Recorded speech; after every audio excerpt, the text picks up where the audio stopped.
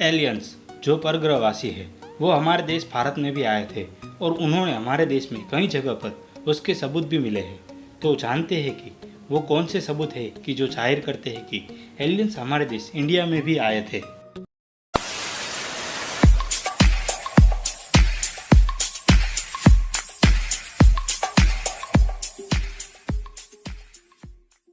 साल 1837 17 जुलाई बेंगलोर में Benjamin Louis rice का जन्म हुआ। उस अंग्रेज ने संस्कृत और कन्नड़ लैंग्वेज में काफ़ी पढ़ाई की थी और आगे जाके हिस्ट्री का प्रोफेसर बना। उस अंग्रेज को ट्रैवलिंग का बहुत शौक था। एक दिन बेंजामिन राइस ट्रैवलिंग करते हुए मैसूर के चित्रदुर्ग नाम के एरिया में पहुंचा। उसने ब्रह्मगिरी माउंटेन के नज़दीक विशाल एकदम सीधे बड़े पत्थर को देखे। उन पत्थरों पर प्राचीन भाषा में कुछ लिखा हुआ था जो कि अब तक अनसॉल्व्ड है। पत्थर को सर्कुलर शेप में रखा गया था। पत्थर के बने इन सर्कलों की संख्या 250 जितनी थी।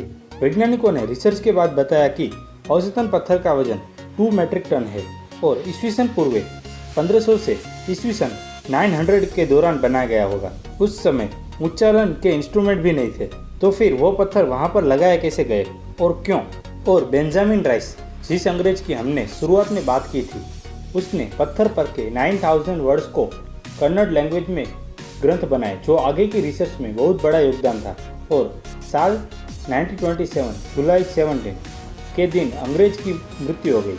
लेकिन बात यहाँ पर ख़त्म नहीं होती, अभी तो सिर्फ शुरुआत हुई थी, क्योंकि आगे की जानकारी आपको हैरान कर रख देगी। उसके 20 साल बाद साल 1947 में मॉर्टिमर व्हीलर नाम के दूसरे अंग्रेज ने जमीन के नीचे रहे दूसरे पत्थरों को भी ढूंढ निकाला। उसके बाद वैसे ही पत्थर बिहार के चाईबासा के नज़दीक पोखरिया में सर्कुलर पत्थर मिले। इंग्लिश में ऐसे पत्थरों को मैग्लिथ कहते हैं।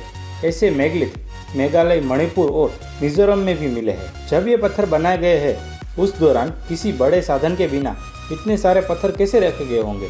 उसका एक ही आंसर है, एलियंस।